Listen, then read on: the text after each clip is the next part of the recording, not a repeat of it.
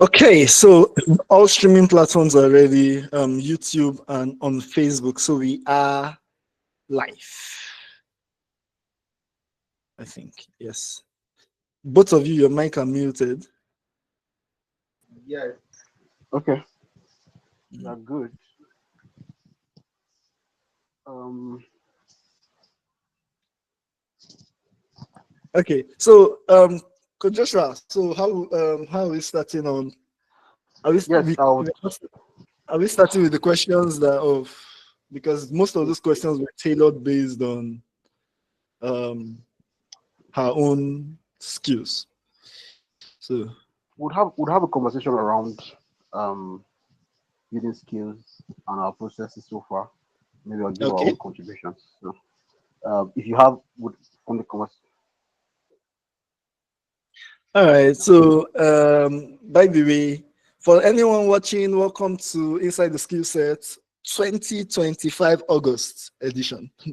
So, you're welcome in, and we are going to be talking about skills, skill mastery, skill building, and most of the time we are talking more based on our experiences in our various skills. So, I am Samuel, the co-host or host slash co-host of this event, and I'm a professional video editor by my skill presently. So I would love to just a quick introduction of the other two people that are with us, um, Sir Steve and Coach Joshua. So a quick introduction on how their own skills, what is their own skills generally, so that we can share knowledge on it. So Sir Steve, can we hear from you? All right, good morning, everyone watching, and it's good to have you here this morning. So, I am Mr. Steve by name. I'm a public speaker, a researcher, and also an educationist. And over time, I've built great skills in public speaking, in research writing, and both field work, regardless. And that's my niche for now. It's good to have you around, and I'm sure you would enjoy every part of this session.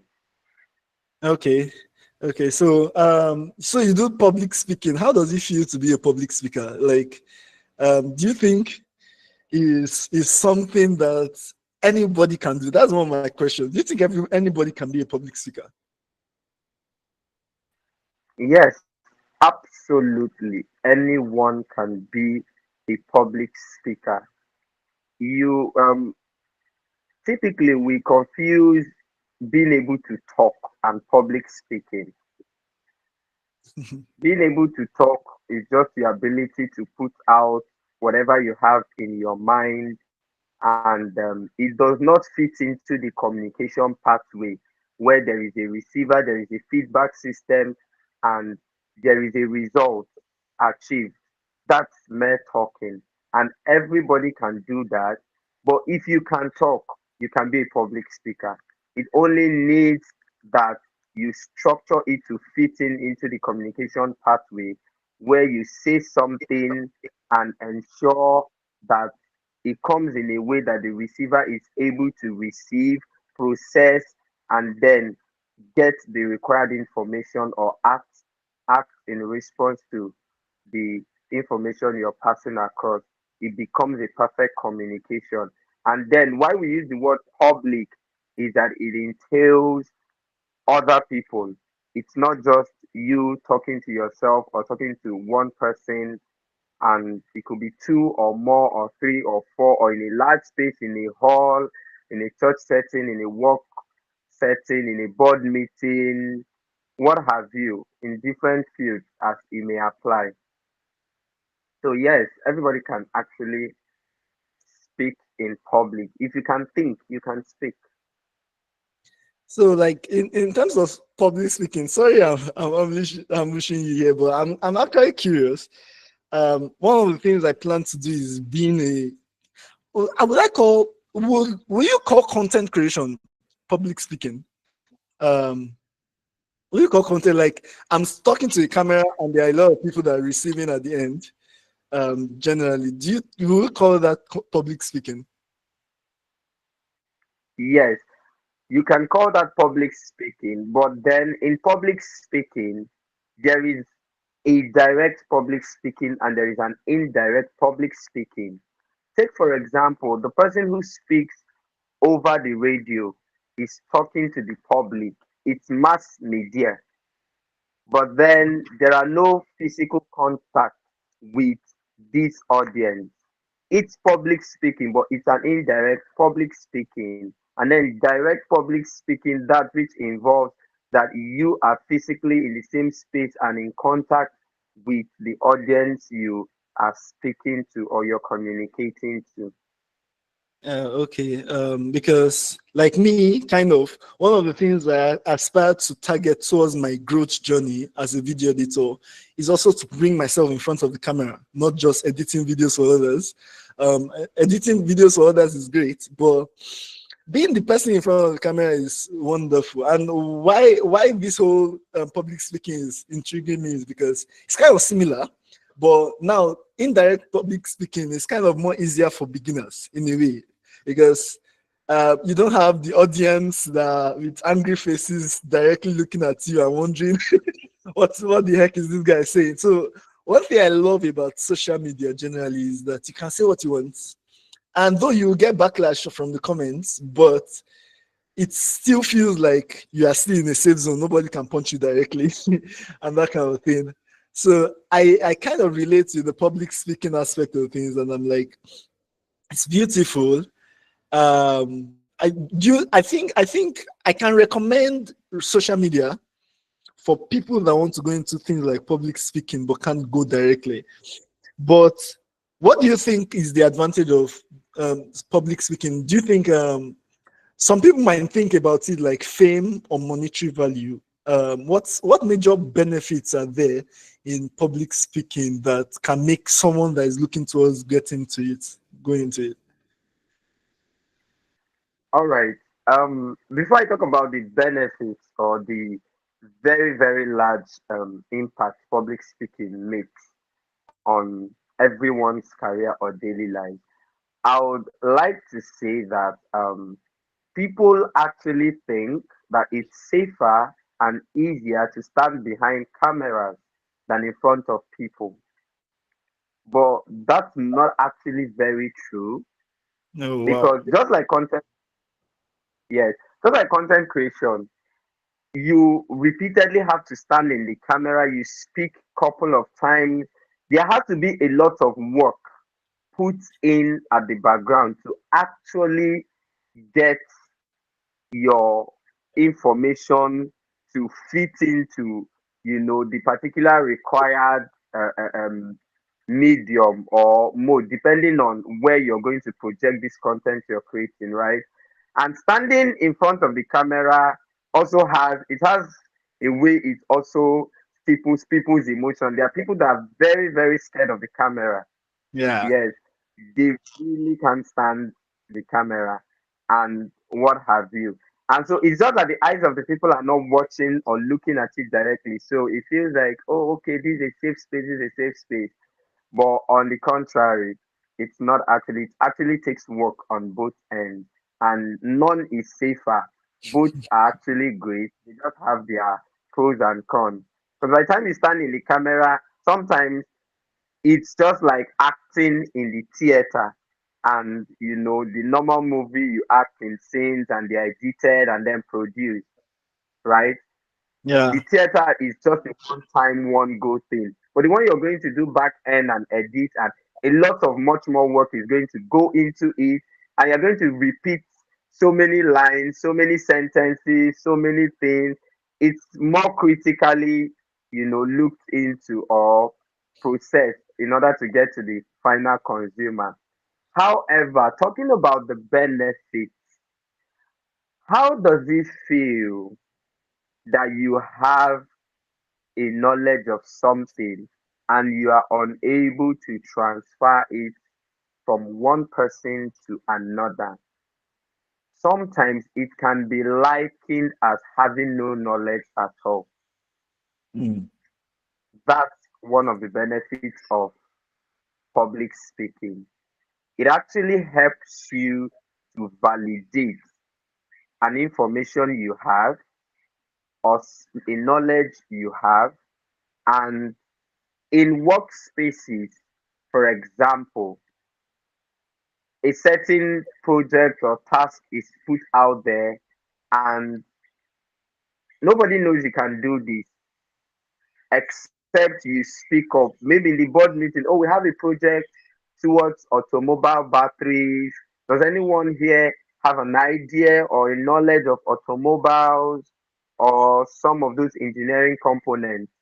If you don't speak, how would they know that, Oh wow. oh, this is something they can do, right?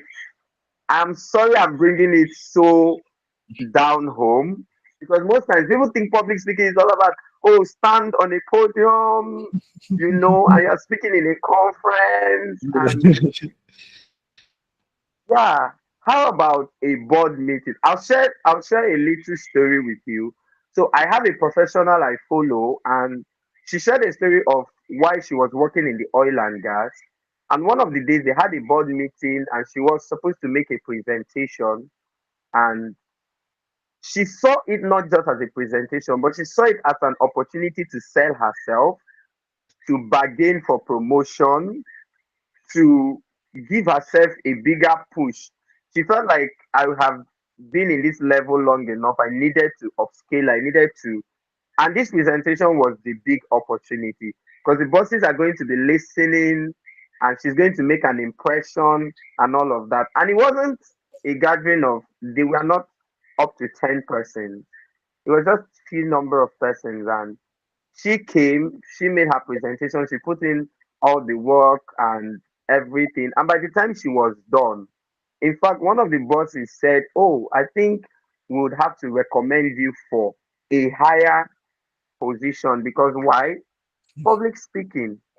It opens rooms. Somebody else, he opens doors. Trust me on that. So these are some of the benefits of public speaking. You could spend years working on something, and if you don't know, public speaking is like advertisement. Mm. It's just like advertisement. If you don't launch out, if you don't, you know, put it out there that this is what I have, this is what I can do, this is what I can offer, this is value, how do you get to benefit from it, or how do you even get to make an impact? For everyone who has made an impact, yeah, you would always see that they have had to speak in public once, twice, three times, or four times. And when I mean public, I'm not talking about a large number of Large persons. audience, yeah. Sometimes two persons, three persons, four persons, five persons. If you're going to mentor somebody or some persons, you would public speak. Mm. So Okay. these are some of the benefits. Yeah. Well, like you've literally changed my perspective on it. Kind of. First of all, when you brought up the knowledge about how content creation is tedious, I actually now like rethought my my what I said, and I was like, true, content creation is tedious because I speak in a lot of meetings online and all those kind of things. But when it comes to recording video, the same thing I want to push out, I am stuttering. I'm like repeating myself. I'm trying to make it perfect, because it's production. So I'm trying to like gamify everything and everything. So, but I now realize, but if it was public speaking, if I was speaking in this will eventually bring me to another question, which is, would you consider webinars as public speaking? But um, before I get there, this brings me to that. Like, when time I'm talking, I hardly talk with people physically. Since when I started this whole thing, most of my meetings have been conferences online, webinars, like that. 5 or 6 people have spoken in a meeting of 50 people, but all online. And it's more easier, especially if I have like a structure, than when I'm actually recording a 5 to 10 minutes video. So sometimes it's not easier. But another thing that you changed my perspective on was the amount of people. So whenever it comes to public speaking, I always think standing in front of a crowd, because I wanted to ask you if someone wanted to get into public speaking, so this is another question. If someone wanted to get into public speaking, um, how would he get that crowd that will listen to him, that kind of thing? But you kind of changed my perspective when you now said 2 or 3 people, 5 people talking in a meeting. And I was like, oh, wow, that is also public speaking.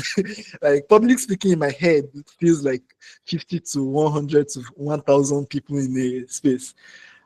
So I thank God for that change of perspective. But now, answering my 2 questions that I dropped kind of carelessly, which is number one, do you consider things like webinars, meetings online as calls, a call with 2 people or 5 people or 10 people? Do you consider it as public speaking? And number two, um, if someone wanted to get into real public speaking, that's it, like public speaking with real people physically, how do you think someone can approach it? Because in this day and age, you can't just go anywhere and tell people you want to speak with them and gather people. So the gathering people is something that is essential, I think, for any public speaker. So how can someone who doesn't know anything about it get into it based on your experience? Your mic is muted. Oh, sorry about that. Let me start off from the webinars as public speaking. Let me use a practical something that happens, within community relationships. Now, you are talking to a friend, you're giving a friend an information about something, and then somebody walks in. Now, when the person walks in, you stop talking, you change the topic, or probably you pretend like you weren't talking about that. Why? Because what you are trying to say to this person is not for public consumption. And you consider this person that walked in public and it's just 3 people standing. Yeah. Now, if you are in a webinar and you're talking to people, it's public speaking. Sometimes, if you have a webinar and people have to replay it, it begins to stem beyond the people who were participating whilst the webinar was going on live. It gets to general public. It gets to different. You put it on YouTube, for example. You put it on any social media platform. It becomes public. So particularly if webinars, conference calls, and what have you, they are all categorized into public speaking. Some public speakers or mentors or tutors in contemporary times may not need to share same spaces with their audience, courtesy of technology. And so you can speak to this your public, this your audience from the convenience of your home, behind a camera, over a connected call or internet, using internet access and all of that. So yes, categorically they are public speaking. Now let's talk about, from my experience, how do you build a career or a skill on public speaking? First of all, public speaking is not built on nothing. There has to be a line of knowledge, there has to be a niche, there has to be a area of specialization or knowledge or skill that you have that you'd want to speak more often about. There is practically nobody who speaks across board everything and anything. Yes, there are people that speak over a wide range of, knowledge, but nobody speaks entirely over everything. Faith, career, relationships, automobiles, military, basically everything. Nobody does that Yeah. in reality, right? Good. So it's a thing of, you have to first understand, oh, what area do I want to speak more often? This public speaking I want to build, what do I want to build it towards? Is it to share a knowledge on something? Is it to market or advertise something?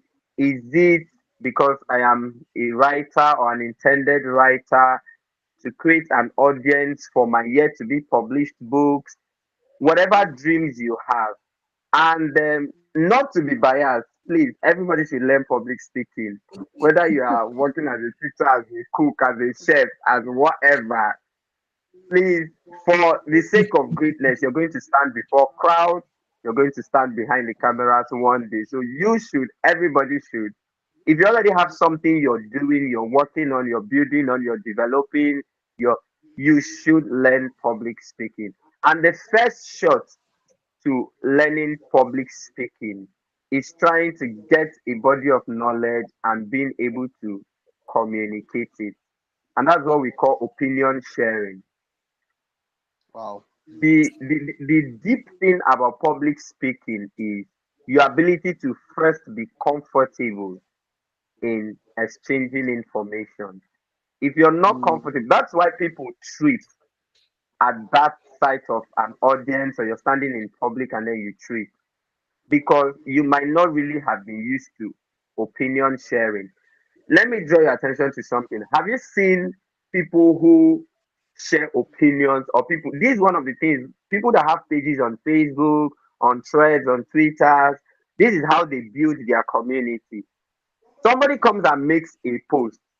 Men are better cheaters than women.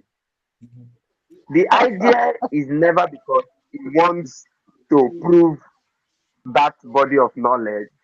It's not that the person wants you to know. It's not that the person even wants to have a conversation, but the person just wants to throw open a floor for opinion sharing that's Yeah. going to generate comments, likes, you know, that's controversies. Yeah. And then there are this group of we see in the comment section who will give you an epistle.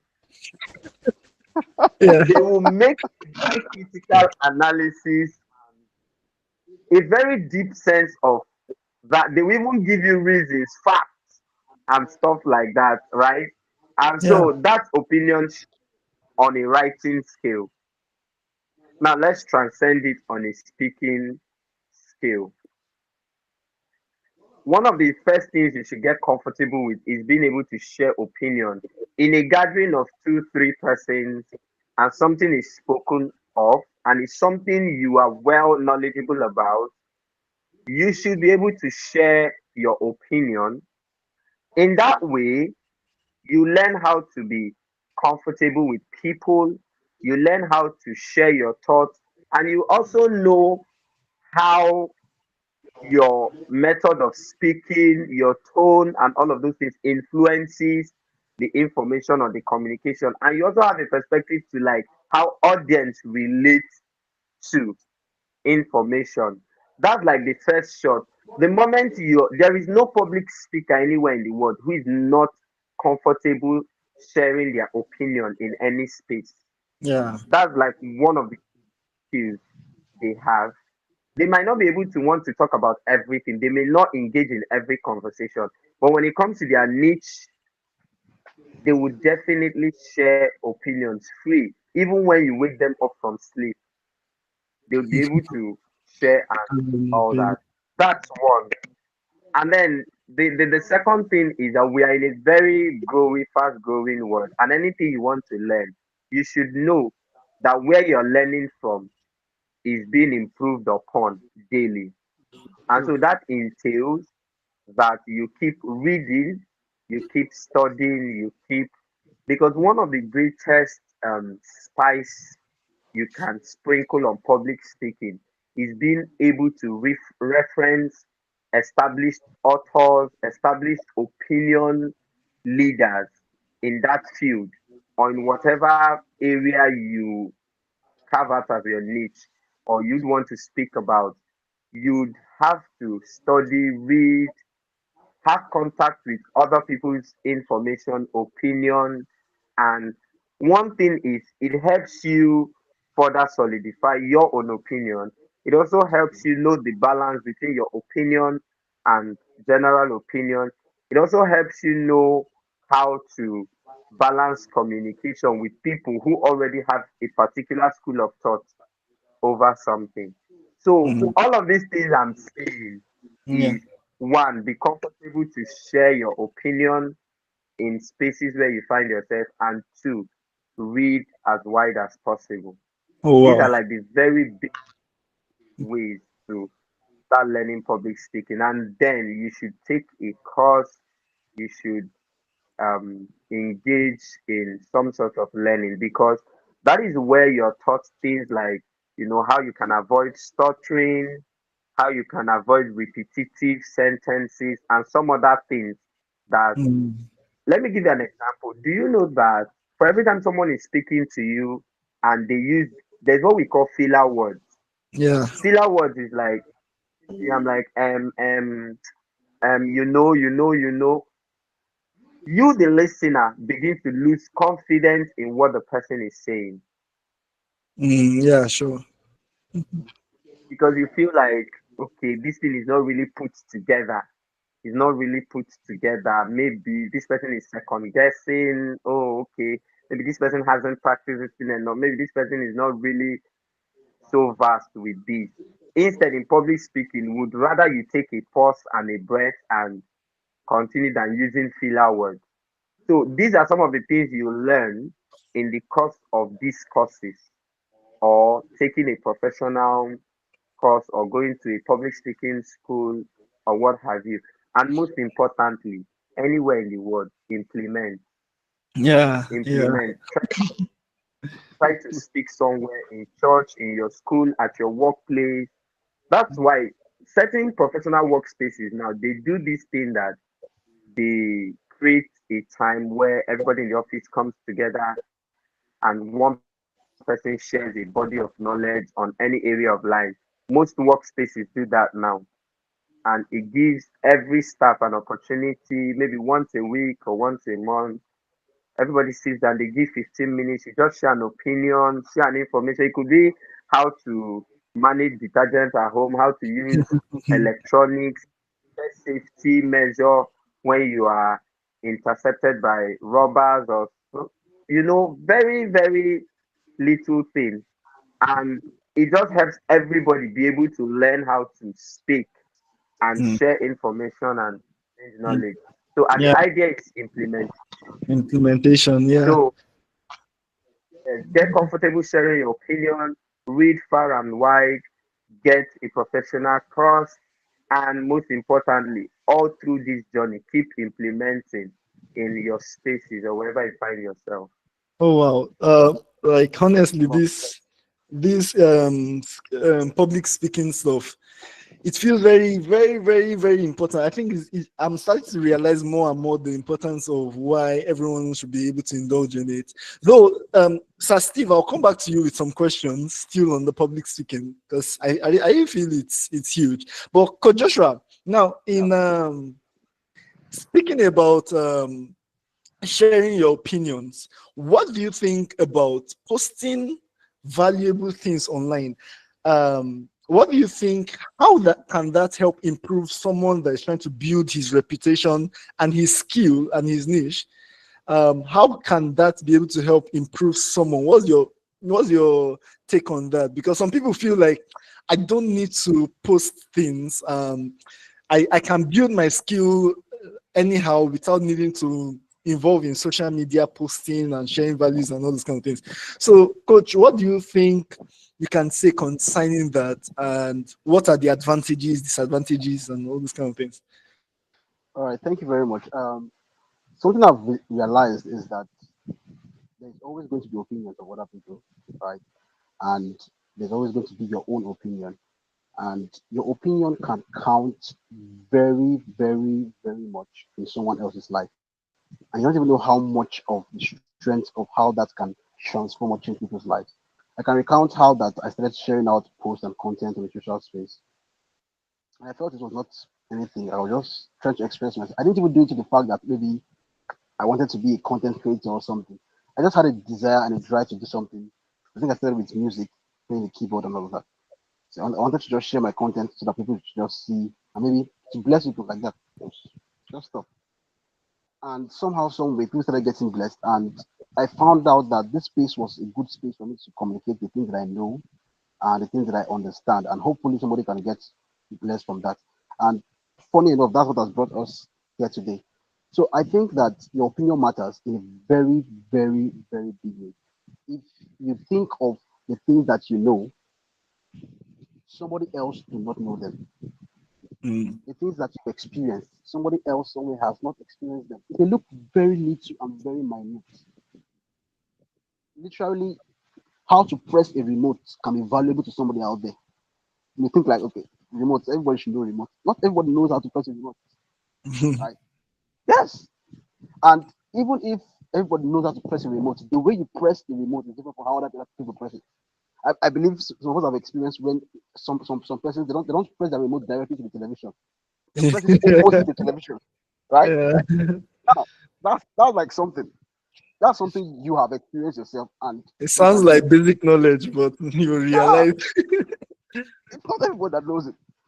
So, in a very beautiful way, you are helping somebody to actually gain knowledge and helping somebody to improve his or her life. So, if you think about it, it is always a win-win game. It is true that yeah, you're going to get people that are going to say negative things about you. Definitely on social media, they have different kind of content. Many they have negative contents, they have positive content, there are different kind of content out there. People are going to always speak about whatever thing that you push out there. But that is also a system of accountability and also a feedback to the things that you are already doing at the point. So I think it's very essential to know that you are helping somebody's life. That's like a critical point. Somebody's life is Yeah. being transformed by the things that you're doing. The little value you're putting out there as a content is changing somebody's heart. It's changing somebody's life. It's changing.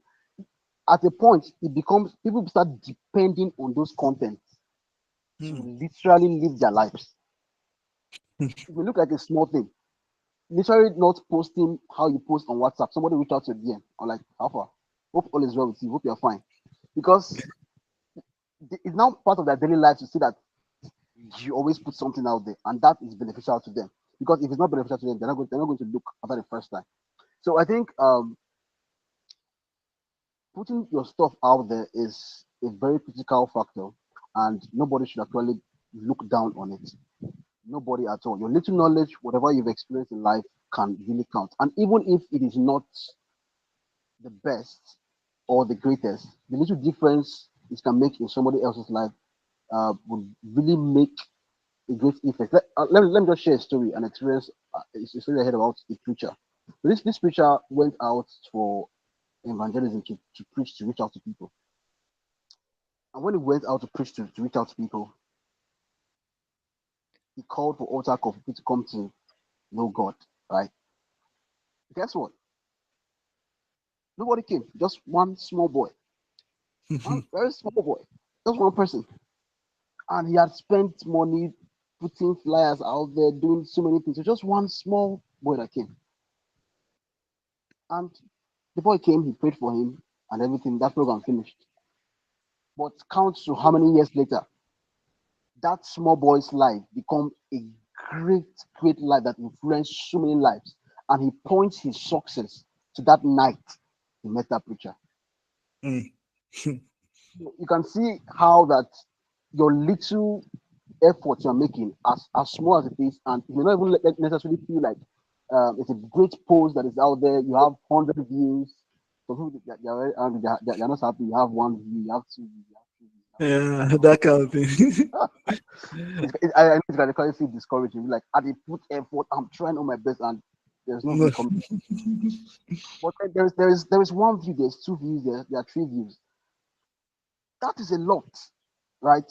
Those are real human beings. Those are real human beings. That's living souls that are watching your stuff, they are seeing your stuff. And funny enough, you always have at least one view for every video you put out there. That's somebody seeing your stuff, and you should be grateful for it that somebody's even giving his or her time to you. So I think it's like very important. Now there are disadvantages, like you asked me, there are disadvantages and advantages to these things. I think when you start working through that process, you have to learn how to create a balance.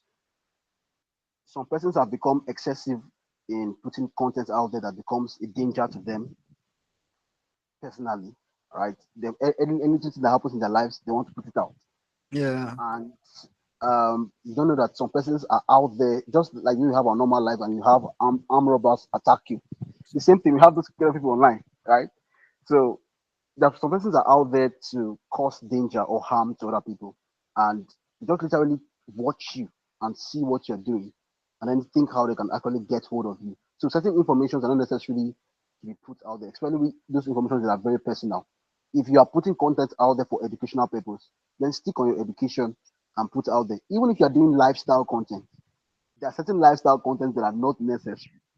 That's why Yeah. it's easy for the public to drag celebrities, right? Because if you're a celebrity, you're not just yourself. You're representing the kind of people, and every step you take becomes a news to people. So you have different sects of people that think a certain way, and they'll literally you'll be destroyed emotionally because this person says this negative thing, this person says this negative thing, this person says negative thing, and all of those things just breaks your mind. I learned of a celebrity that made a post and many persons disagree with that post. After like about 2 3 hours, the post became like went viral. He had to delete that post on Twitter. I know X Twitter, they don't have Yeah. mercy. They don't have God. They can finish you. So you need to be very careful when you're putting out your content, as regards whatever thing you're doing. Just be sure that what is necessary, what you're putting out is necessary to help people gain value, but then restrain those things that may necessarily implicate you or make people feel bad about. And this doesn't mean that you are not authentic. I think there's a Yeah. difference between you keeping your personal life and then you being authentic, right? Yeah. So this doesn't mean that you're not authentic, you're not clear, you're not transparent, or all of that. You need to be transparent when you're putting out content too.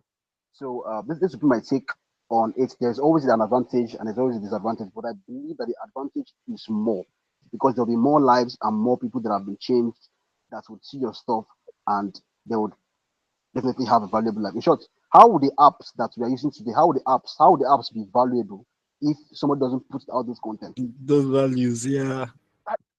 If nobody's using that app, there's no need to post something there, right? If nobody sees anything there. So those apps are valuable. You can literally bank on your life that every time you open Facebook, you see something. Every time you open YouTube, you'll see something. And then Yeah. if we're going to correct negative and evil things around us, if we're going to bring good values to people, if we're going to set the culture for how things happen in our space, I think that's a very good reason for us to put content because literally the content people watch daily culture their lives. It's simple. By the time you watch a negative movie today, watch another one tomorrow, watch another one next tomorrow, without you knowing, you're already thinking in a certain way that is negative. Sometimes you see yourself even mimicking some of those what they call them now, the actors or there's the name they call those the acts. So those who that take those roles, you start mimicking certain roles you have watched in the movies, right? And then that becomes like the lifestyle that you push out there. So I think it's necessary that we take it very very important to show up on the social space, put something out there, and help people grow from the knowledge and the experiences we've had in life. You Today know, we I listening to you and everything, I can actually very much relate. For example, like my Twitter page that I'm presently using as my business page, I started it last year, April, and all these things. And I just felt like, okay, let me use it to build myself, network with other people, and just post my journey. I never knew how much impact it had. Like, I never knew how much impact it had. There was recently one video editor abroad, someone that he's even well established and wow, everything, but he saw my content and he got motivated to start posting his own because he has the skill, like he has the skill. wow, He's a very good video editor, but he didn't have the exposure and all those kind of things. So, yeah, but he saw me while I was struggling and growing through it. And he started to watch my content. He now started to post his content. I now realized that normally he doesn't used to post his face in his content. But later on, I started to see him actively posting his face. And he was doing it kind of similar to the way I do my stuff and everything.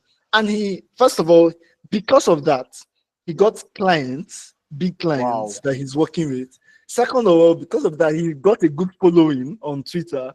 And third of all, because of that, he was able to start his YouTube channel. His YouTube Wow. channel now is around like almost 1,000 just between a year. And funny enough, he was even doing YouTube more better than I was, like that. But I never knew that all these things were going on in the background until one day he reached out to me, and it was and me and him were talking on Twitter, and he was like, "Do you know that most of the things I do, the content I post, and everything, I can attribute a lot of it to you. That Wow. it was your stuffs I saw that made me start posting my stuffs, and."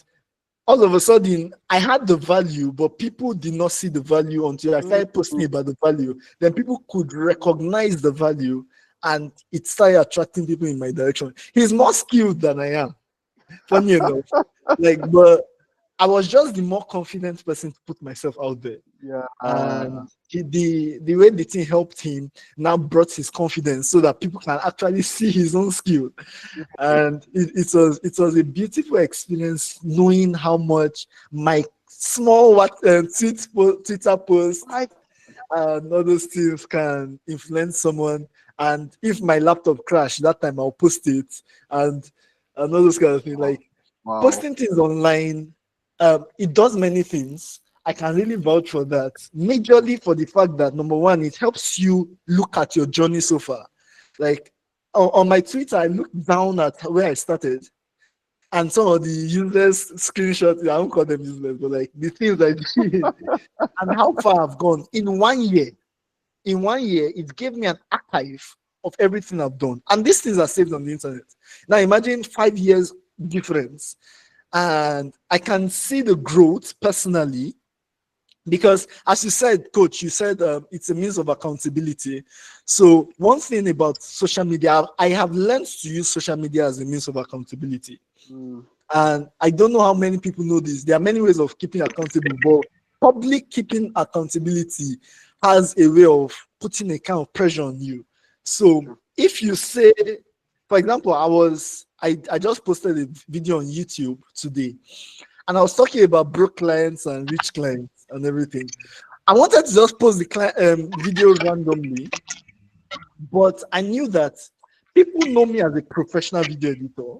And if I'm posting my own videos as a professional video editor, I have to act professional.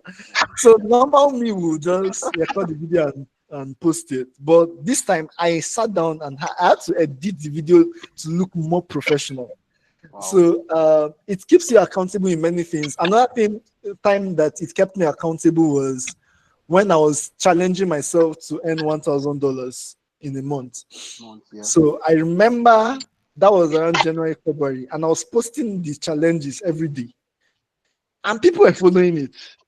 So there was one time that I made a post about criticizing some people that are earning $5,000.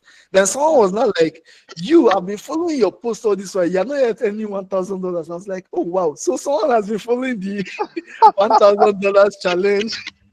It's real, bro. So it kept me accountable to the fact that, oh boy, I said I'm going to achieve this in 100 days. I need to achieve this. So that sense of accountability, that sense of family, there's also a sense of family on social media. And on Twitter, I don't know about other platforms, but on Twitter, I was able to make friends from people I've never met. Why? Because we kept engaging on each other's stuff. So not engaging randomly because we are looking for engagement, but I see this guy post a valuable thing. I comment on it, like he comments on mine. The back and forth starts to build a connection and a network. So, for example, there was someone that I had been doing that together with a lot, and I felt like I knew him because I felt like I knew like his social media life and what he posts. And when he needed help on something, he came to my DM. It felt like a brother, kind of similar. So social media has a huge amount of benefit. So, coach, I'm going to ask you another question concerning social media in terms of skill. like I know I've said a lot of things about how it helped my own skill personally, but now there's a conflict that happens to people that are posting on social media. Should I post my personal motivational stuff? You know, this kind of motivational speaker lifestyle kind of thing, like, or should I post my skill? And most people are scared of posting a skill because they feel that they are not good enough. They feel that compared to the other people that are posting about skills, I'm just starting. I don't have what to present out there. So the two questions is, number one, how do people, should I be posting on only my skill alone, or should I post my skill, motivational stuffs, and some other things that can be of benefit? Like, how do I, like me, I already kind of know there's what we call personal posts, personal content, and we have professional content, and there's a way to balance it. But what do you think? Some people find it difficult to know how to build their account on one particular direction that makes people, this is what people know about them. So what do you think about that? And number two, how do you think someone that is not experienced in his skill can start to engage with social media in his skill journey? Okay. For the first question, which is about skills, motivation, and all of those things, I think that would tilt a little bit into the place of branding. If you are going to do something as regards your skill and you want to make it as a business, then you want to structure whatever you're arranging into a business structure.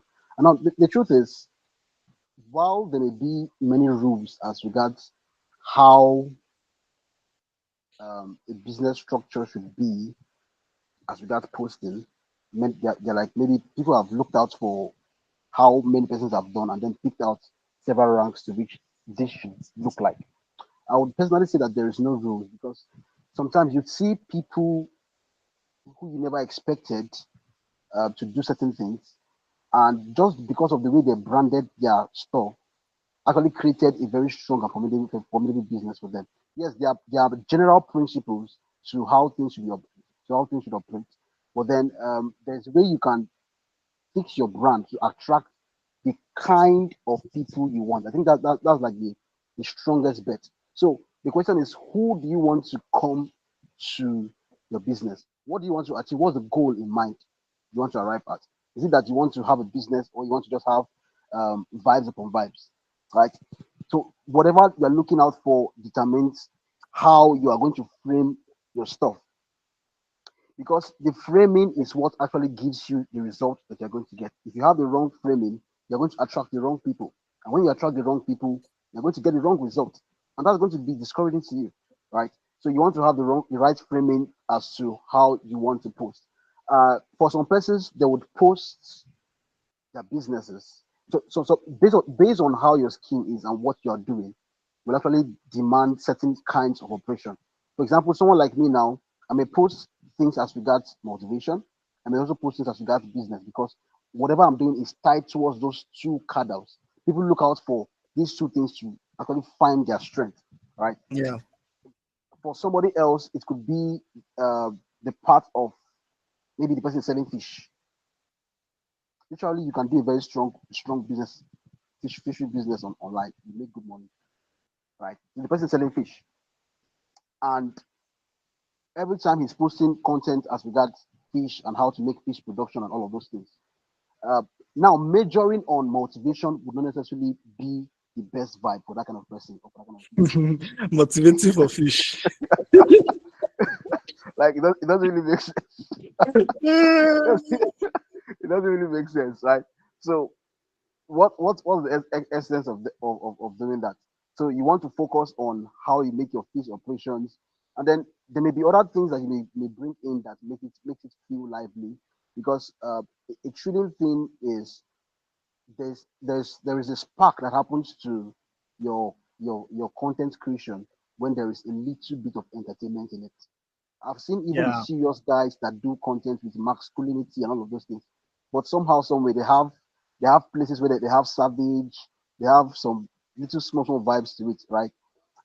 And that's really blows out. I believe you follow Alex Homozy very Yeah. well and his content. Look at his His TikTok. present marketing. It's crazy, right? You'd experience Exactly, yeah. this guy's business, but look at how the marketing is. So there's that entertainment vibe that comes into it that also makes it flourish and gets people to be cheerful and happy and just want to engage with you. So there are those parts of ingredients that makes up the full body. But for someone that is considering his skill and putting it out there, I would say step in, even if it's not perfect yet. So I remember when I started out, if I show you my early content, like the videos, it's so crazy, so bad, really bad. I'm embarrassed right now saying it. Uh, I'll be playing the keyboard and I'll be shouting in my room. Ah, ah, ah, ah. oh god. And I felt I was doing the best thing in this world. At that time, right? I didn't know that I was a very well. I look like for it. I feel like I was a fool there, but I was doing that Uh, crazy stuff. I didn't know until somebody reached out to me in my DM, and the person sent a voice note. You know how you would through the status you comment. He yeah. didn't type. He sent a voice note, and he didn't even say anything at first. He laughed. He laughed. He laughed. After he laughed, you hear that bad laugh. When you hear that bad laugh, the whole Yeah. discouragement. There's something that yeah. So after I finished laughing, he now said that what's this nonsense that I'm doing on the social space? God, I felt so discouraged. I felt messed up. Oh god. He literally criticized the criticism that I've never seen in my life. So he said that, and for like some months I went down. But somehow, some way, that pushed me to go on to do better stuff And at the time. improve, yeah. So I went on. I tried doing better. I tried trying. I tried arranging certain things up together. And the next time I posted, so this time around, I didn't just post it on the. I think I put it on my status. I posted to his DM. I posted it to his DM. I sent it to his DM. Mhm. When I posted it, I sent it to his DM. He listened to it. You know what he asked me? He asked me, "Did you do this in the studio?" I was like, it don't happen. Uh, It was so good. I had worked on my stuff and it was so good. I felt like, wow, this is so nice. It was clean and everything. So that criticism actually opened my mind to do better. I know some people be scared about being criticized and told maybe things that they're not doing very well. And to be sincere, that may hit you at the initial point. But the truth is, it's going to help you redirect how you engage and help you do better eventually. So okay. even if it is rough, even if it is bad, even when my contents were bad, people were still being inspired by my bad content because there are people that could not even do that bad content I was doing. That bad content, yeah, exactly. You're better than People, someone somewhere. people could not do that bad. So some people they could not even try to. So there was a factor of recording a video as a side. There was a factor of playing the keyboard as a side. There was a factor of singing, and I'm doing the three Mm. of them at a time. Yeah, at the time, yeah. So people couldn't even fathom in their head like that they could do that kind of thing. It was a crazy one. And literally from that engagement, some person seemed like a big celebrity. So I got my first recording gig. Like somebody sponsored my first song completely from those contents. Yeah, wow, wow, Like wow. the album That's good. the recording, the mixing, every single thing, the packaging plus the publishing on social space. I spent nothing. The guy picked everything up and he worked on everything completely. Mm. Oh, Published everything okay. and we're like, wow. So sincerely, don't feel like your stuff is too bad. How do you even learn if you don't try? Right? How do Yeah. you improve if you don't get into the water? Do what you can with what you have, but just ensure that I always say this: try to be excellent. My level of excellence at that moment was what I was doing, and I felt like Yeah, this was that's right. excellence in your Yeah. level. Yeah. So this was it. Until I saw a bigger dimension because somebody called out that this thing you're doing, I thought this was excellent. Until somebody showed me that there's a higher place, there's a higher level that this thing can go. And then I Mm, started seeing it. Because many times our environment limits us and we think that this is all that it can be. So as I entered, I went deep into the water, it opened up so many possibilities. oh, And wow. we are here Oh, wow. today. So Yeah. it started like that. That's a wonderful experience. Sir Steve, you rose up your hand. You want to add something to it? I can see. Yes, I just wanted to say that for anyone who is a bit withdrawn about putting their content, especially for the fact that they may not have achieved some level of professionalism or excellence in their area of skill. I want you to know that success in life is not just about how great what you're putting out there is. It's about the life skills you have. Mm, And I'll make you mm, understand that if you don't have the skill of consistency, mm, commitment, teachability, certain things, no matter how great what you put out there is, you might never hit it big. Mm, So if you know you can show up every day, just kick in. yeah. If you True. know and learn, just kick in. If you know you can be able to take constructive criticism, just kick in. Life skills are actually the fuel behind these success stories and not actually how great he was when you put it out there. So I just wanted someone who is listening and watch this should hear this and keep it in mind. I trust Mm. it will be helpful. Oh wow, that's really helpful, honestly. And from my own point of view, one of the things that changed my perspective to these things was, I think it was one of Alex Hormozzi's old videos last year sometime, and I learned that your first 10 contents is not going to be good. It's going to be trash. That one is sure. So don't be surprised about it. Your first 20 is still going to be trash. You can't start to record your failures based on your first 20 content, 30 content. It is when you have done like 100, that's when you can now be like, if all the 100 are failures, then that's where you can start asking questions whether you're in the right path. But like, you have to give things a try. And very, very short, there's one thing about volume that I've learned is just do a lot of it. Do it a mm, lot. You don't worry too much about quality, worry more about quantity, because one thing about quantity is that with quantity, quality comes in, quality improves. Your first video and your 100th video cannot be the same. Like, there's no way. Your 100 video will surely be far better than your first video, but you can never get to your 100 video if you're only prioritizing quality in your first video. If you're waiting for the best quality in your first video, you will never get to your 100th video. And there's a power in volume. So one of the things I really learned, and I when I started to implement this, it changed a lot in me.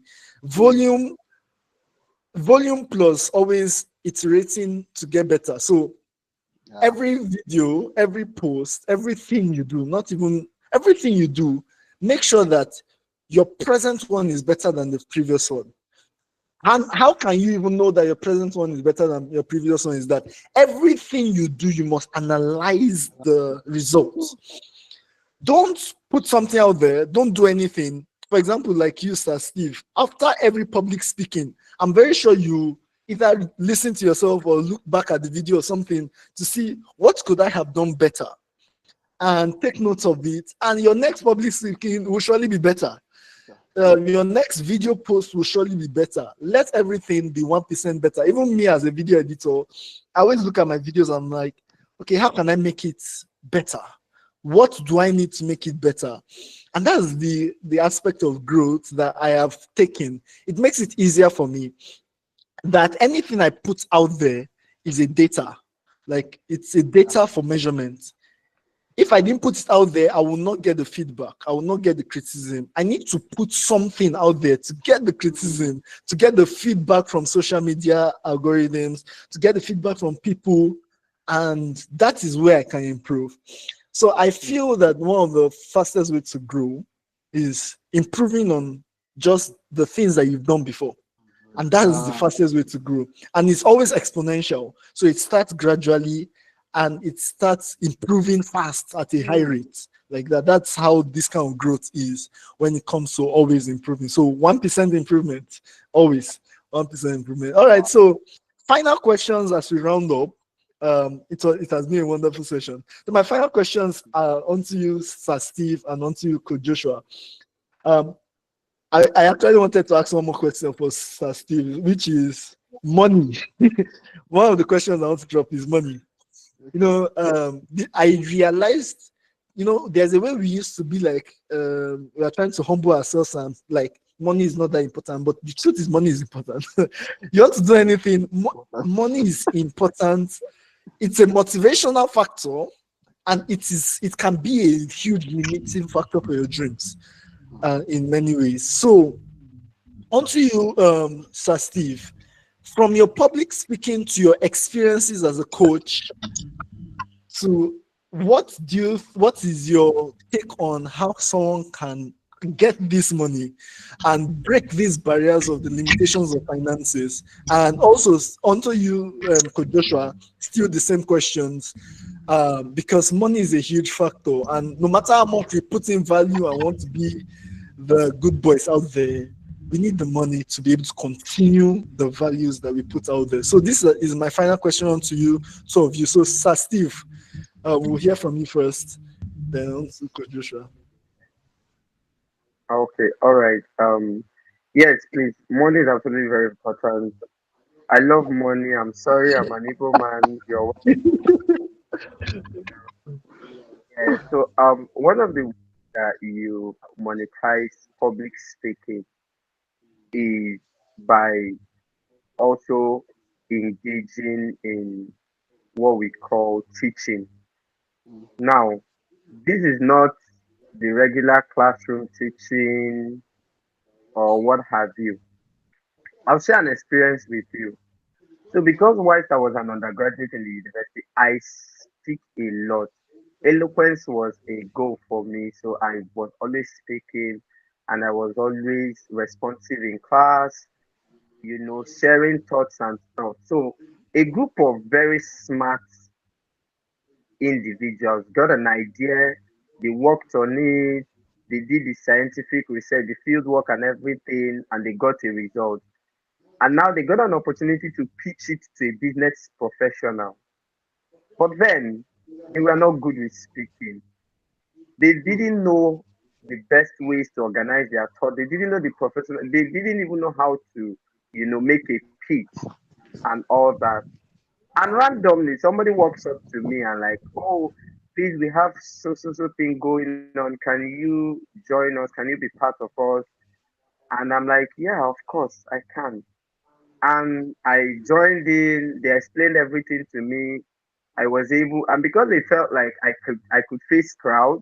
I am not someone who easily gets tensed and so many other things, which is not actually true. The thing is not that we don't get tensed or scared, but the thing is doing it even with the fear and all of that. And so that was how I got an opportunity. Went to Abuja. That was in Base University some year back and pitched their business plan for them as a member of the team, right? Wow. And that Wow. was also a very huge opportunity. Now I'm saying this to say that when you engage in teaching in conferences, that's when you've carved a niche. For example, if your niche is automobiles and you've talked about automobiles very well, spoken to people, gone to conferences, what have you, it naturally opens you up to teaching gigs. When people have conferences or stuff like that in different communities, that's why as a public speaker, one of your biggest shots is community. Try to participate in communities, join communities. It gives you the leverage to be able to monetize. You can be called upon to teach this when I want to do a skill acquisition program somewhere and I need to teach young people how to bake, I need to find a baker who can teach, and I'm going to pay the baker to teach them. If I need to motivate a group of young people to stop smoking around and take education serious, I need to get someone who is able to do this, and I'm going to pay the person. Now there's something NGOs do. They go to communities and they carry out outreaches. They teach people how to, use hygiene, health, different kinds of things, natality, things that have to do with their natality and mortality and stuff like that. So when you carve out a niche, one of the first way to monetize is teaching, being able to teach, going to different conferences. I have, I am tilted towards the relationship niche, and because I have spoken in a few relationship seminars and conferences, yeah, I get gigs from the previous one. I go Mm. somewhere and I teach about relationship, and somebody picks my contact, somebody says, oh, I have an event, somebody is hosting a webinar and calls me in, oh, can you take this engagement? And they would pay. They will And pay well. you should place premium value on yourself. Uh, Yeah. Don't be thinking that anybody and everybody can just walk up to you free of that. There are days that you build value, Yeah. you go and for free. But the moment you should know the thin line between your days of building values or your place of building value and your place of actually earning value, monetary value. So you don't throw everything so free that you become a free gig. Anybody that wants to do something related will just reach out to you. Oh, can you help me? And then they give you a little bit of refreshment, and that's all your worth. Mm. So use, yes, create your community, participate. And that's why for a public speaker, anytime you're given an opportunity to do something, as much as you can, try and make a great impression. Try and kill it. Yeah. Try and so that people can give you better opportunities, and you begin to. I used to teach in a school, and because in my staff meeting, every time they have a staff meeting, then I always structure my speaking in such a way that is very professional and so well. I pay keen attention to my grammar and all of that. When they needed to establish a press club that needed to represent them in competitions within the states and beyond, I was the first shot of person mm, to work with. Why? Because I understood my place of building value and I kept making impressions and killing it so that when the opportunity comes in play, I spot it. Then another way you can monetize is through MC. If you're very good with being able to MC events, that's another way you can monetize public speaking. And then in your area of career, if you're an accountant, if you're a lawyer, you are a business person, whatever, you could create a live blogging section of that, your area of specialization, where you live blog and talk about stuff consistently. You also monetize via that means. And for every public speaker, no matter how much you public speak, one of the things every one of us always gives a shot to. I think it's something Simon Sinek said that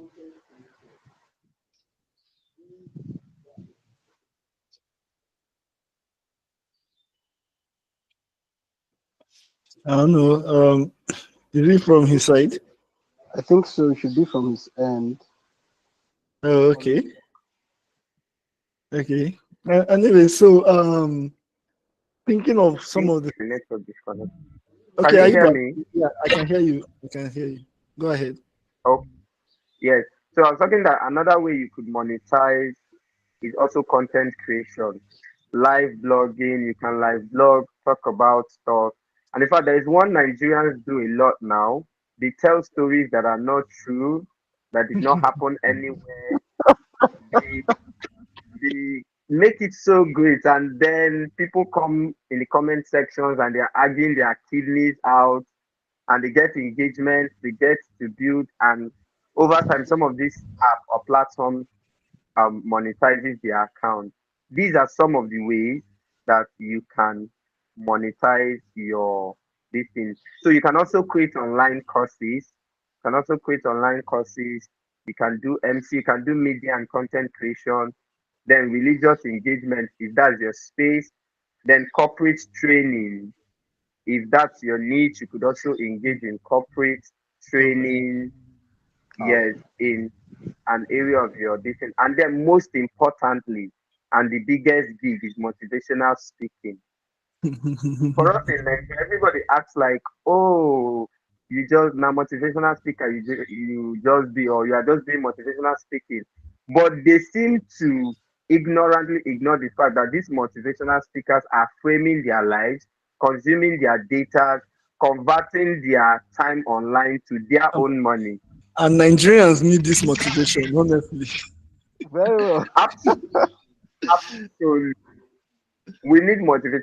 I think in a time where, in this time and season where people are becoming more expressive than before, years back, a lot of things are more bottled in Yeah. because if you're going to be expressive, it's going to be on a face to face basis and you need to employ a Uh, lot of interpersonal skills. But now, you can express yourself on different spaces without directly associating it with yourself, without having to meet with this audience, even with an anonymous audience. And so people express more often. The reality of what we face these days are more on the table. And so there are people who need to speak on these issues. There are people who need to give other people the methodology to walk their way through these phases, this period. Those people, for people in the Christian community, you can agree with me that in early years, they don't talk about 7 steps in marriage, 7 stages of a seven challenges faced in every home. Uh, But now, those nah, are very valid conversations. yeah. And Yeah. when wow. you pastor what's this lady, there's this lady I love so much because she's not just a pastor as she's tagged. I see her as more of a public speaker and a motivational speaker, Pastor Funke Felix Adejumo. Yeah. Okay. Yeah. Watch her videos or you listen to her, you will get attracted. This is not about faith now. She knows how to blend her sarcasm, with serious talk. She just knows how to talk to people. She knows how to, when she needs to sit down, when she needs to shout, when she needs to laugh, when she needs to remove her wig. She's just very dynamic. And yeah, that lady is making a whole lot of money. In fact, she's about 60 or thereabout, but she recently went to school to study law. Wow. And it's it's just one way you can monetize motivational speaking. Just have a niche, talk to people about relationships. There are more problems as more digitalized as we become, more challenges come. Not because they are really problems, but because we have not navigated this stream before Yeah. in past. So people would need some sort of guidelines to navigate social media bullying, relationship inconsistencies, Yahoo boys taking your babe from you, and Oh, the heartbreak. all Yeah. of that stuff. Very, Yeah, very so true. Very true. you need, so you can literally motivate people. Yeah. And let's not act so serious in Nigeria as we claim to be. Everyone has an emotional compartment that sometimes requires words to Yeah. keep it together, Mm. driving. So Mm. that's also another way you can monetize your public speaking. Oh, wow. Wow. This whole thing is I can relate. One of the things that I really picked out from what you said was knowing your own value personally. Like me, sometimes someone will just meet me, hey sir, I want to learn video editing, I want to know more. I'll be like, oh yeah, no problem, let's hop on a call and everything. But recently with my schedule has just been so tight. there was a guy that was like, "Sir, I know your schedules are tight. I am willing to pay you for just 30 minutes of your time of advice." I was like, "Oh, so I'm this valuable." I'm this valuable. Like the boy, and I'm not going to lie to you, the boy he's still coming up. But because of the value he had attached to me personally, he had to raise money to just get 30 minutes to speak with me. Wow. And it made me understand the value of some of these things that we just give out. You know, Coach Joshua, all of us that just give out for free everything. Yeah. So, but it's one of the things I learned, and that's the nice thing about monetization, understanding how to give value, and naturally money flows in the direction of value. So, Coach Joshua, down to the question to you as we round up. In your own, you know, you do a lot of coaching and skill stuff, and you talk about skill monetization a lot. As a skilled person, what's the fastest way to make money? Like, what's the fastest way? Yeah, interesting. The fastest way to make money is to present whatever you have to be valuable to people, right? So a skill does not automatically make money, right? It doesn't automatically make money until you start solving somebody's problem, right? And while anything can make money, not everything is scalable, right? Mm, So anything can make money. Grass can make money. Dustbin can make money. Pen can make money. Shouting can make money. Dance can make money. as far as Noise, it's value to someone. as far as it can be valuable to somebody, that thing can make money, right? But there's now a level at which that can be scaled to make bigger money and all of that. I always tell people that, especially for people in our community, I always tell them that try to start monetizing your stuff. But one is that you start realizing how valuable what you're doing is when you are consistently in the free market, giving things for free always and every time. You lose touch of the value of what you are presenting to people, Yeah. right? And not just that happens to you, it also happens to the people that are receiving from you. They now become entitled to receiving those things, and many times they don't even value that thing you are giving to them as much as they should.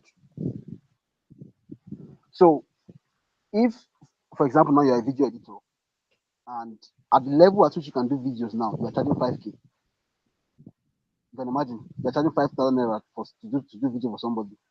Oh You boy. spend all of it. Zero boy. I won't be able to do more than two. Like, I will give up on myself, honestly. Like, honestly, with the level of stress. You can imagine, right? Um, Even if you do not do so much work, because many times we attribute our valuing of money to Based the on level of work inputs. we do. I Mm. don't think that's correct. We always the right way to value your stuff is based on the addition or the value it is given to the person that is receiving it. So monetizing whatever craft you have is very, very essential. Number one, it brings value to you as a person. Number two, it facilitates the work you are doing. How do you improve in quality? How do you improve? How do you expand it to reach more people? Right? For example, this call we're having right now, it is data, right? We are spending the data subscription, and that's not free. In today's time, like, the data is something that is very, very big. Plus light, so you have to figure out all of those things. So every single person that really truly wants to build their craft can actually monetize it. And the truth is, you can actually start monetizing your craft at whatever level it is. As much as that craft at that level can solve a person's problem, you can monetize it. Mm. I wrote a book recently of how to monetize, or how to monetize your knowledge. And I think that there are several ways, things you can think of. There is passion, there is profession, right? So this and then maybe there are also things you can necessarily problems you can pick around you that people are suffering from or going through difficulty. So if you have a skill, you pick on your skill and see how you can. For example, someone that rides a bike, you ride a bike, you know that okay, people need to go from point A to point B. I can ride a bike. Normally, you can ride a bike. It doesn't necessarily mean that it's something it's only for somebody. But when you say, Yeah. okay, this bike I'll use to take somebody from one point to another, now that becomes valuable to that person. That person can now start moving. You can now, somebody can now pay you for your ability to ride the bike and get them to that particular place, right? You can do videos. If your videos is not converting to something that somebody needs, for example, you want to make a publicity and drive people to come to show for this meeting, and you need to do a video that captures and gets people attention. If you can't do a video that is as good as what it is or as that, you won't be able to arrive at that particular outcome because you're not providing the real value to the people with your skill. So when your skill meets what people value or give importance to, then it is powerful enough and good enough to monetize it. Now, many times people stop at a free zone, while I also allow people to, or I encourage people to sometimes make things free, is because at the beginning stage you may lack very much experience and knowledge about certain things, and maybe you want to just get some of this experience and everything. It's just that it's very dicey because people lose they feel like this is what's only obtainable eventually, and they just keep on gravitating towards us. I remember when I was providing books for certain communities, and I was spending data. Like I was literally spending data to get those books. I'll get so many books, and then I'll provide it to people for free. And it became like an entitlement that they'll reach out to you. Please get this, help me get this book. I'm like, is this charity? It was becoming a problem. So I don't Mm, tell them, people need this thing so much that the demand is too much. In a day, you can have 5 people reaching out to you to provide certain books for them. And it was a skill I had grown over time. So I said, okay, no problem. What I'll do is that I'll change this thing now. Guess what?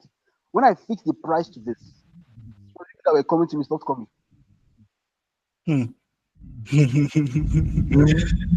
because they did not appreciate the work I was doing, right? Yeah.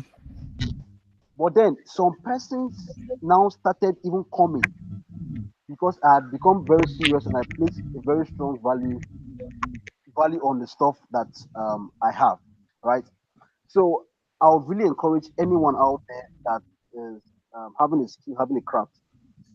The narrow line is recognizing whatever you have and seeing how this can benefit somebody else. And the easiest way to know this is what do people give importance to? There are different levels at it. There are things that it's easy to how do I put it now? It's easier for people to it's easier to make money than some other things. Like there's some things that people give more relevance. I believe the underlying factor is relevance. What is more relevant to people becomes the strongest bet at which people can actually make great profits from. So Money. Yeah. um, whichever one you find around your area.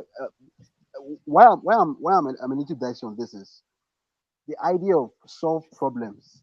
People don't understand it. Every time you say solve problems, people are asking, to sleep in a compound and solve problems, but um, is it the first time they tell me that I should solve problems, I'm asking myself, what problem do we have in this our community? They're not fighting in this community, they're not beating people, they're not stealing. What's problem am I going to solve in this community? So I didn't understand the idea of solving problems, right? I started getting the idea. Somebody needs a particular thing. This thing, if I arrange it or figure it out in this way that somebody can help somebody get to a desired outcome, that's the problem being solved. You know that the same Fanta you take, I believe we've experienced this. The Fanta you take to your house, you get around your street, 300 naira. Go to this particular place, that Fanta is 1.5. To that Yeah. place, that Fanta is 5,000. What is happening? These people are solving problems at different levels, and the To problem you are different solving markets. to different markets. The problem you are solving is could be speed, it could be comfort, because what they are selling is not just that. Some people are selling the environment, right? They're selling the comfort that comes with you taking that Fanta in this particular place. Well, because there's this so there are different things that is added to whatever you see or think of as a skill that provides value. Mm, I always try to tell us something.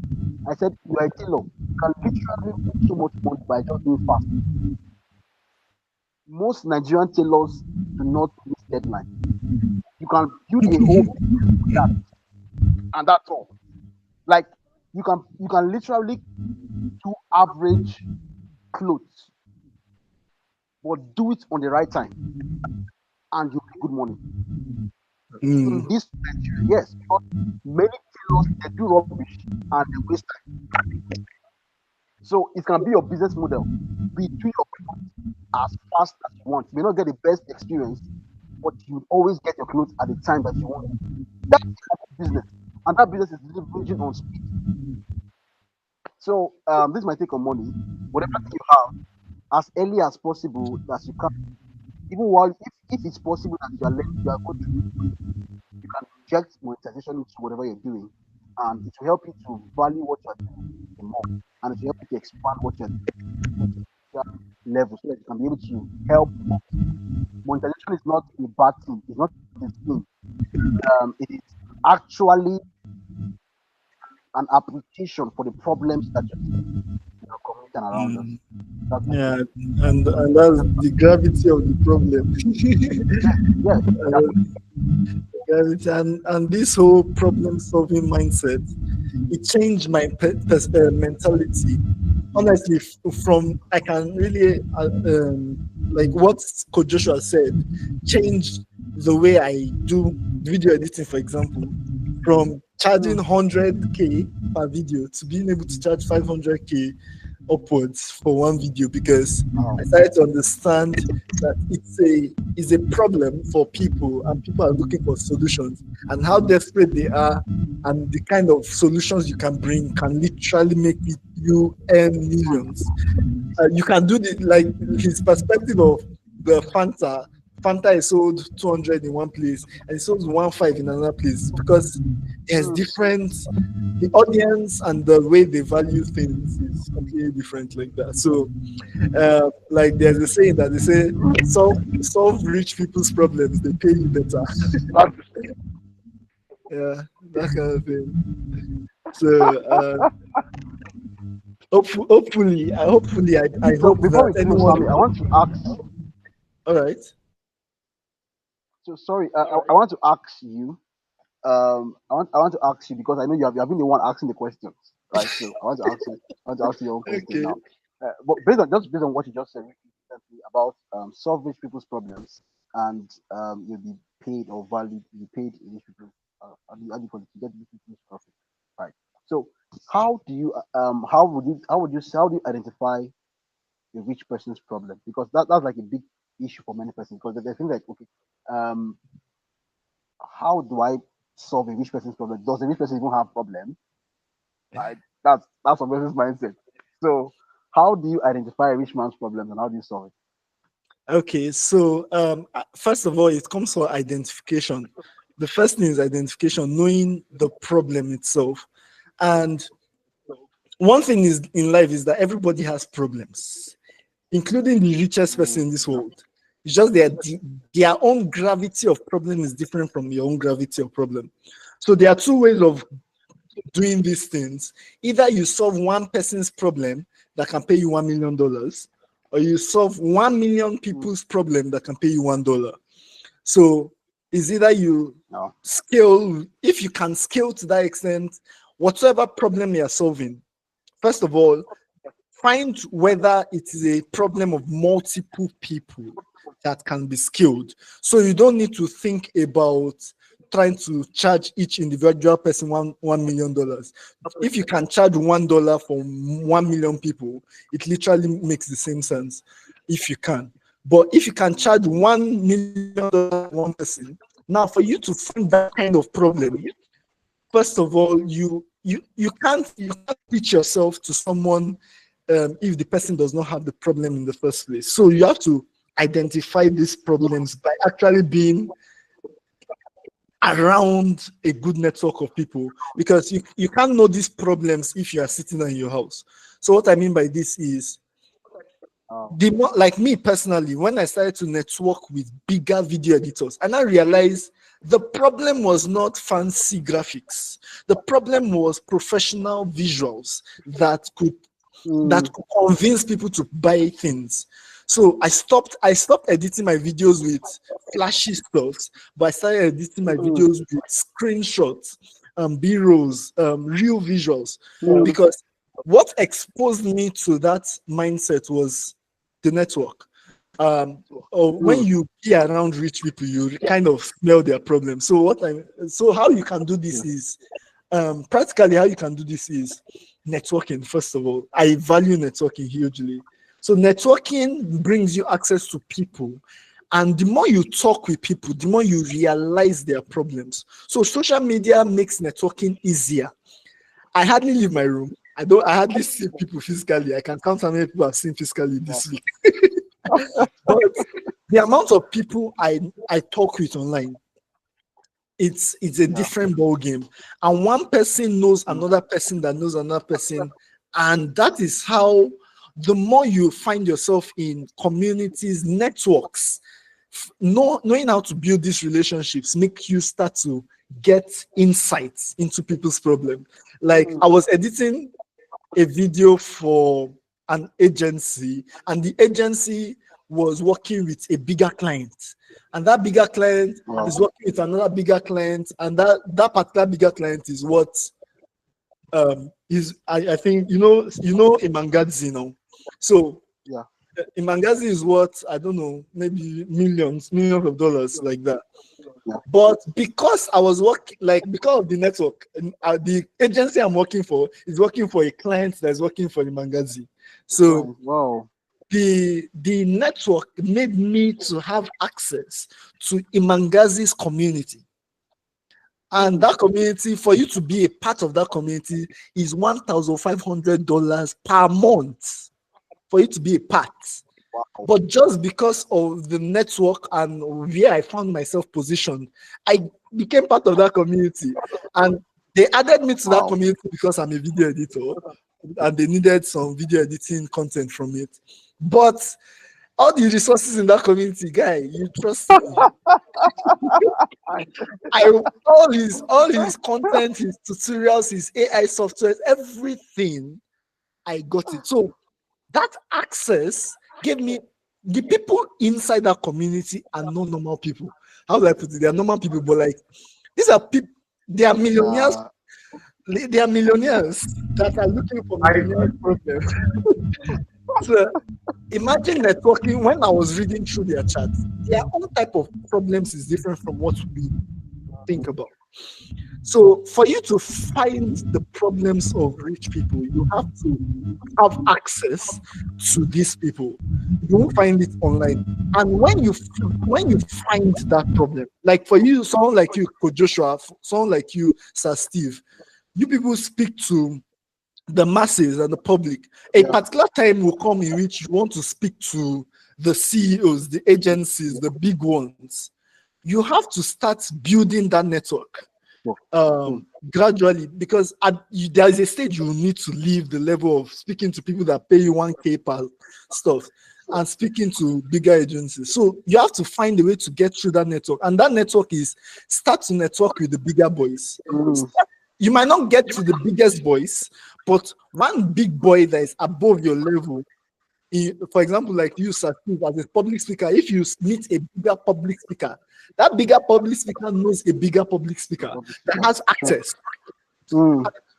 Once you can move up that ladder of networking, it will give you access, and that access will now make you know a problem they have.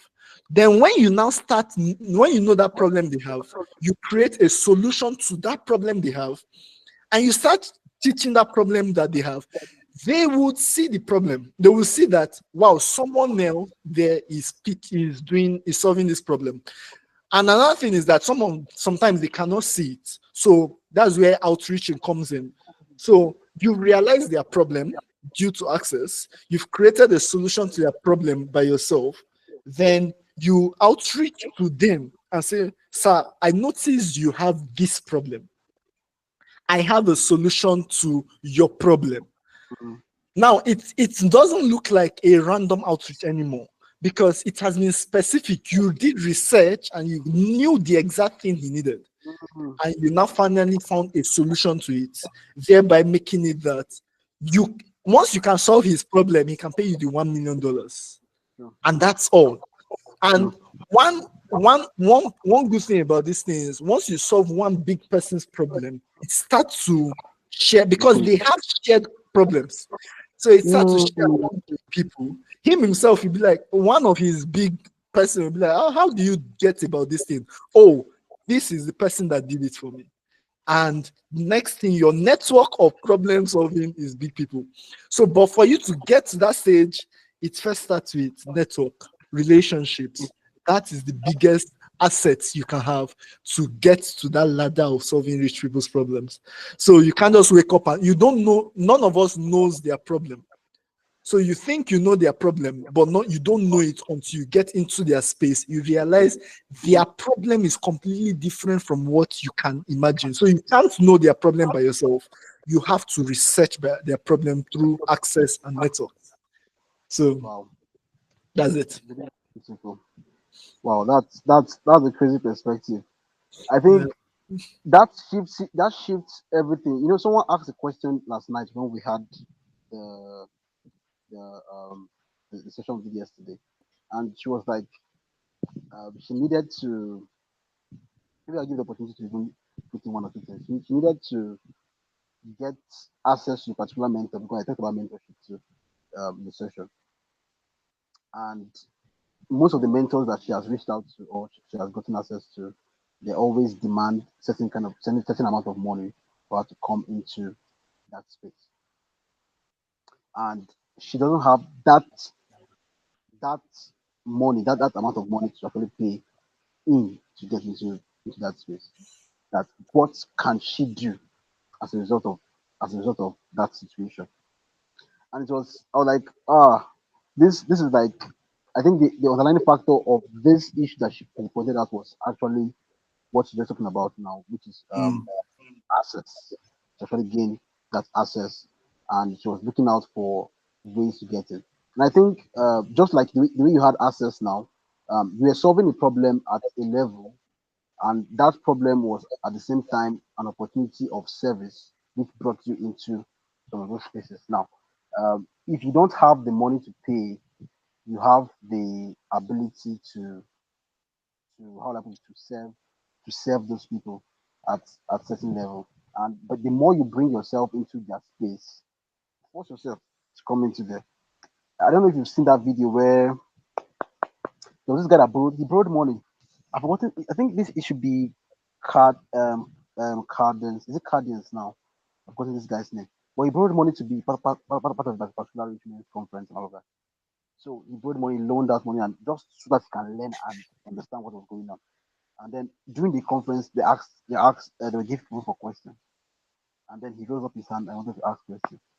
And he started explaining his questions from what he has done and everything, how he has spent money and everything. And funny enough, that guy led that place with plenty. He didn't just leave with money, he left with valuable Access. relationships. Yes, great Yeah. access that will turn everything around.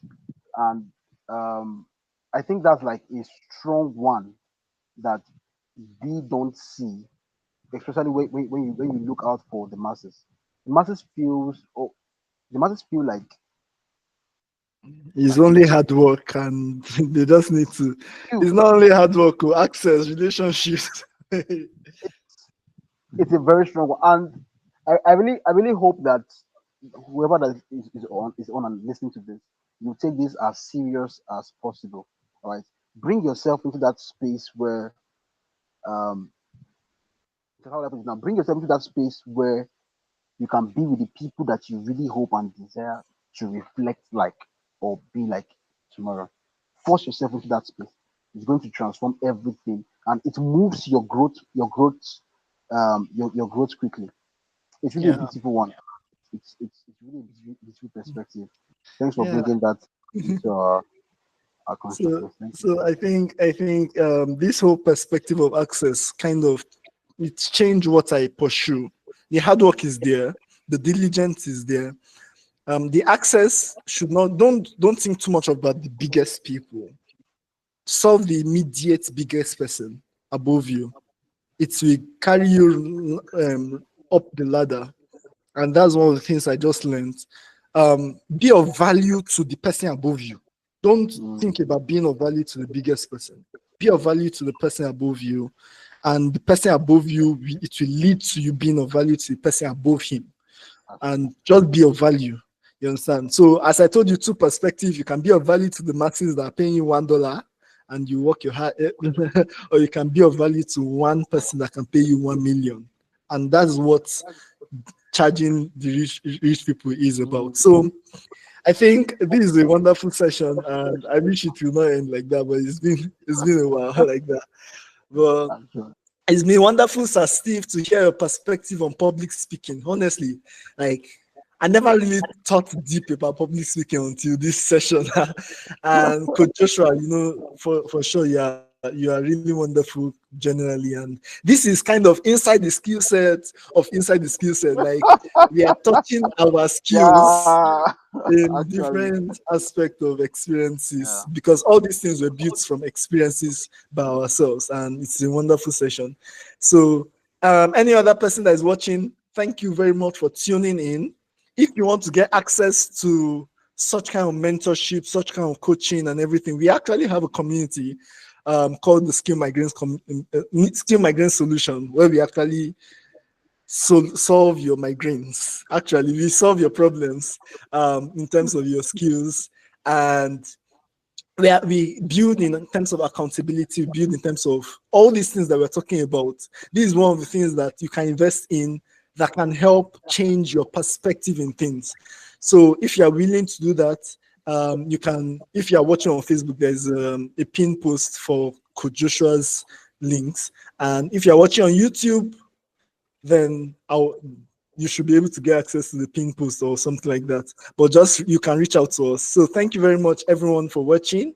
And thank you very much, Sir Steve and Coach Joshua. Also, the meeting is recorded on YouTube, so, and also is recorded. So in case you need the recording, try and find a way to access us, and we'll get you the recording. So, Coach Joshua, can we call it a day from it? Yeah, we can call it a day. Thank you so much. Thank you very much, everyone. I truly appreciate it. I'm very grateful. On to the next one. Next month, that is first Saturday of next month. Yeah, we'll see next. Thank you so much. All right. So thank you very much, everyone, and have a great day. Let me stop the stream.